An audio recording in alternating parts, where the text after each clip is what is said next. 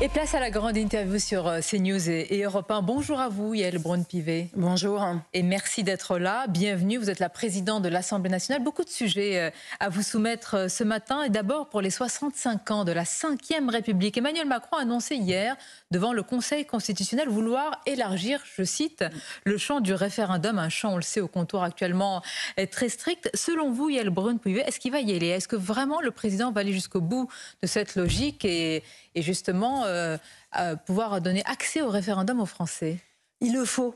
Ça fait plus de 15 ans qu'on n'a pas fait de référendum en France et je trouve que ça manque. On a besoin de davantage associer nos concitoyens, on a besoin de les écouter et surtout, on a besoin de leur adresser un vrai geste de confiance. Donc les consulter sur des sujets qui les concernent, je pense que c'est vital pour notre démocratie et pour refaire nation. Donc moi, je suis une fervente partisane du référendum. Je pense que l'on devrait en organiser très régulièrement. J'avais lancé l'idée d'un jour de consultation annuel, que ce soit des consultations locales ou des consultations nationales, mais mieux associer nos concitoyens, c'est essentiel. Et pour ce faire, on peut le faire dès à présent. Et donc moi, j'invite tous les acteurs à s'emparer de cet outil et j'espère qu'on pourra faire un référendum rapidement.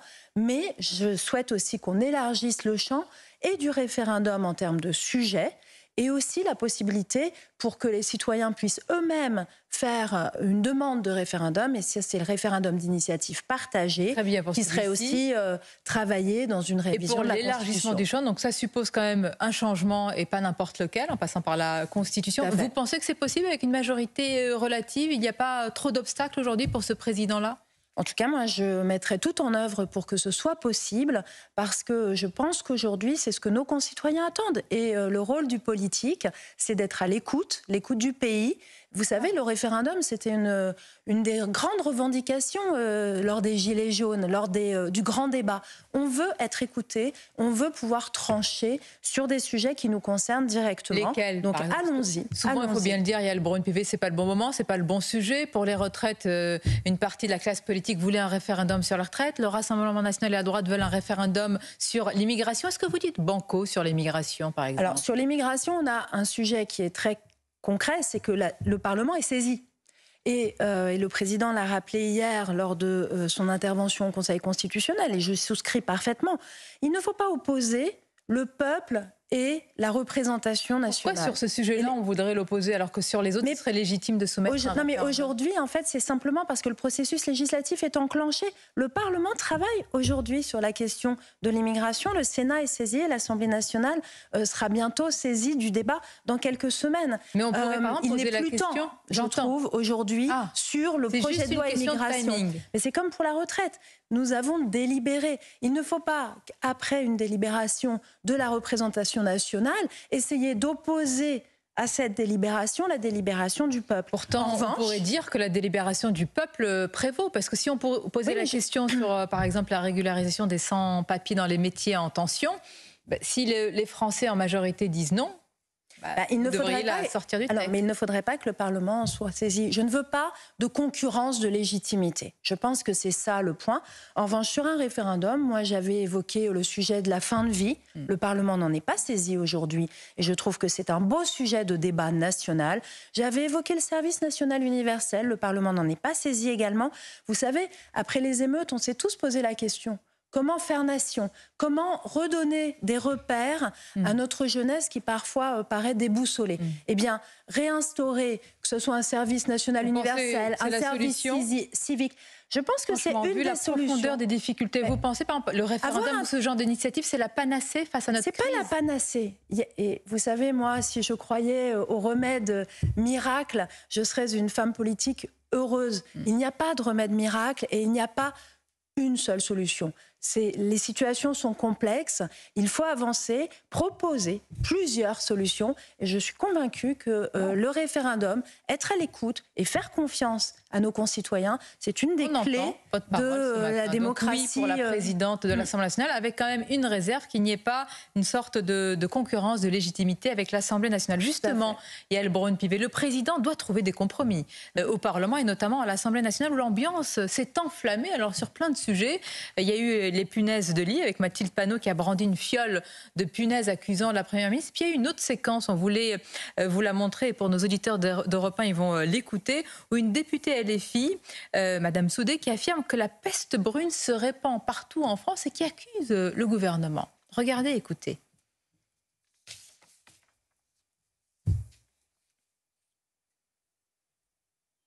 La peste brune se répand, multipliant les menaces, agressions, ratonnades, incendies et tentatives d'assassinat dans le silence complice de votre gouvernement. Il fut un temps où des femmes et des hommes, engagés sous des bannières différentes, se sont retrouvés autour d'un combat commun contre le fascisme. Gloire à eux et honte à vous, monsieur le ministre. Honte à vous, monsieur le ministre. On parle de fascisme. Pardonnez-moi, mais la question... Comment vous réagissez à cela? C'est très compliqué parce que on voit bien qu'on repart à l'Assemblée nationale sur cette deuxième année de session, sur la même tendance que l'année dernière, avec des invectives, avec des harangues, parfois on a vu des injures encore dans l'hémicycle, on voit des comportements agressifs.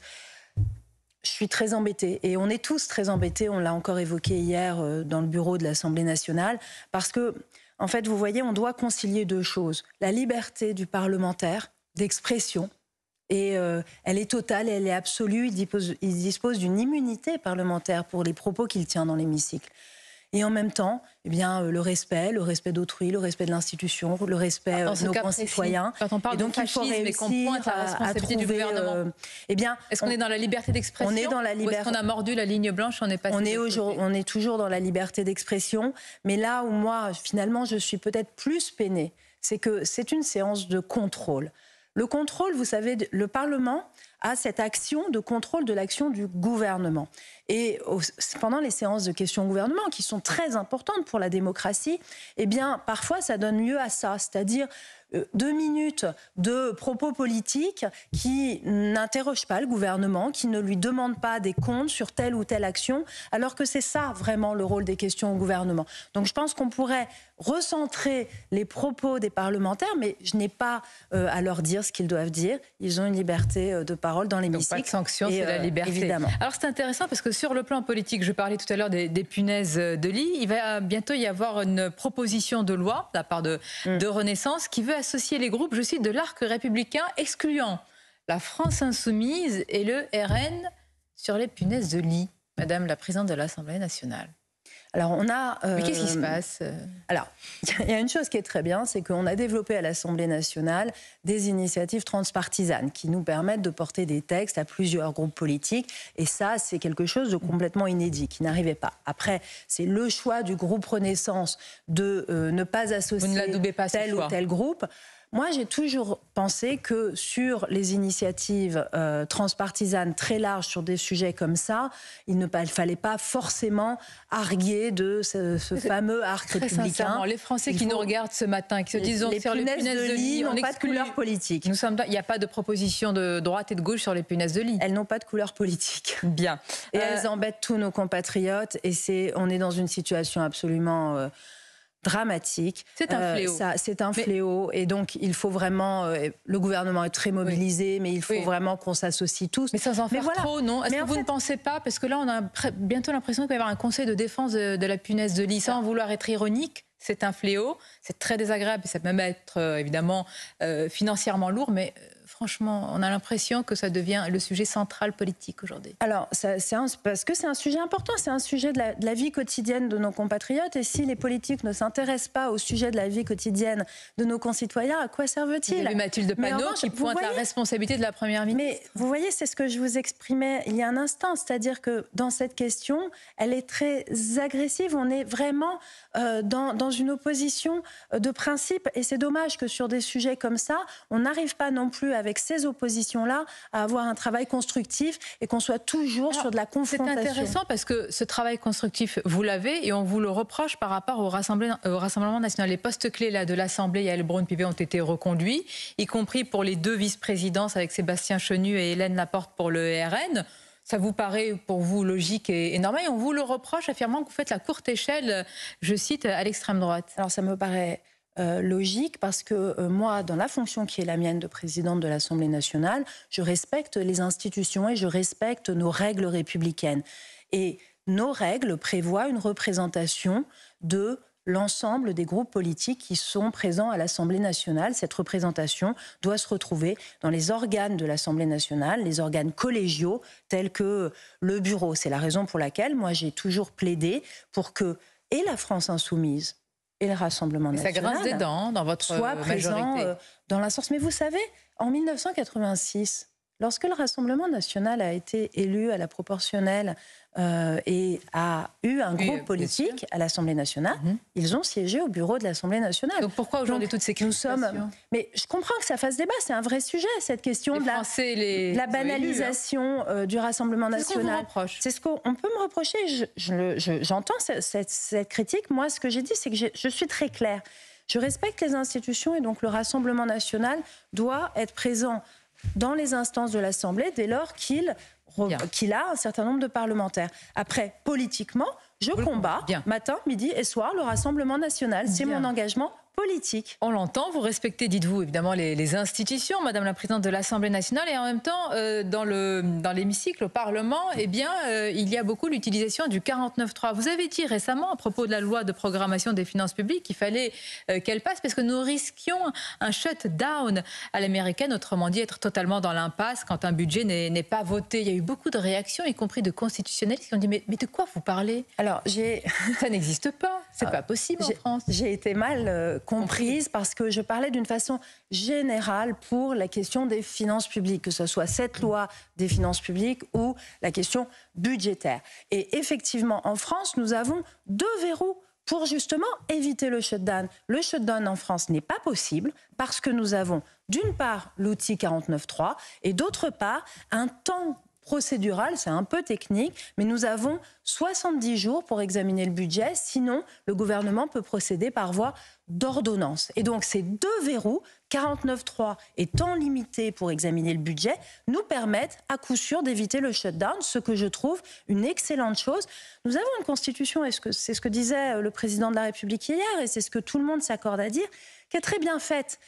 Et elle est faite notamment pour éviter les blocages et pour s'adapter à la vie politique de notre pays. Et notre Constitution permet de fonctionner en majorité relative, grâce à ces outils qui évitent le blocage, permet de fonctionner en période de cohabitation et permet de fonctionner en majorité absolue. Madame Yaël, c'est plutôt pas mal fait. Si on reprend ce que nous disions au début, si on interrogeait les Français par référendum sur le 49.3, majoritairement, ils disaient qu'ils n'aimeraient pas qu'il soit autant utilisé. Peut-être qu'ils y verraient une forme de brutalité aujourd'hui, même si c'est dans la Constitution. J'entends cela, mais je trouve qu'il y a un peu un miroir déformant. C'est-à-dire que le 49.3 n'a été utilisé par le gouvernement que sur des textes dits budgétaires. Mais l'ensemble des autres textes... C'était un symbole. Hein. Oui, mais l'ensemble des autres textes, et c'est l'immense majorité, c'est 95% des autres textes, ça n'est pas rien. 95% ou 90%, je n'ai pas le chiffre précis en tête, des textes ont été adoptés avec des votes très majoritaires. Je prenais l'autre jour l'exemple de l'allocation adulte handicapé qui avait été votée, la déconjugalisation qui avait été votée à une large majorité. Mais nous avons voté à des très larges majorités la hausse du nombre de policiers, la hausse du nombre de magistrats, la relance de notre parc nucléaire, la transition énergétique avec l'installation d'éoliennes. Tout cela a été voté avec des larges majorités à l'Assemblée nationale. 2 séquences. Et donc, il n'y a pas que le 49.3. Pour conclure, rapidement, je vous prie, Yaël Braun-Pivet, 2 séquences mais importantes. Question sur l'Arménie. Là, vous avez clairement affirmé votre position et votre choix pour dénoncer une épuration ethnique. Il y a quelque chose qui est en train de monter, une polémique autour du campus de Renaissance à Bordeaux, là, le 7 octobre, avec la venue d'Ursula von der Leyen. Pour les Arméniens de France, ce sont leurs mots, elle a une complicité active avec l'Azerbaïdjan. Est-ce qu'elle est persona non grata? Est-ce que, eu égard à ce que ressentent, est-ce que vivent les Arméniens de France, il faudrait peut-être annuler cette visite, cette venue de Madame von der Leyen? Moi, vous savez, je pense qu'il faut toujours privilégier le dialogue et l'échange. Donc, moi, je n'ai pas de position particulière sur ce point. En revanche, j'ai pris des positions très claires sur l'Arménie et sur le fait qu'effectivement, il faut collectivement qu'on travaille sur une non-dépendance envers l'Azerbaïdjan et qu'on étudie d'éventuelles sanctions vis-à-vis du gouvernement. Ça ne vous dérange pas qu'elle soit au campus de Renaissance? Mais il faut lui parler. Il faut lui dire quel est le fond de notre pensée sur ce sujet. Jean-Luc Mélenchon à l'étranger, on va terminer par cela en déplacement au Maroc. On va regarder, écouter ce qu'il a dit. Il a critiqué les Français. Nous avons une vie commune, des enfants, des familles en commun. Alors il est temps qu'en France, on baisse le ton. Hein? On baisse le ton en France avec le geste et il dénonce l'arrogance des Français. Ouais, bah écoutez, moi j'avoue que ça vous n'auriez pas fait ça à l'étranger? Ah mais alors jamais, mais parce que je ne parle pas comme ça, je ne fais pas ces gestes-là et je ne simplifie pas les choses. Il faut évidemment que nous soyons dans des logiques de partenariat. Il faut qu'on retisse les liens. J'ai invité mon homologue à l'Assemblée nationale. J'espère qu'il répondra à cette invitation. Mais ça n'est certainement pas comme ça que l'on retisse les liens avec des pays amis et des pays frères. Merci Yael Braun-Pivet. Merci d'avoir été notre invitée. C'était votre grande interview sur CNews Europe 1. À bientôt. Merci Très bonne beaucoup. journée à vous, bien sûr.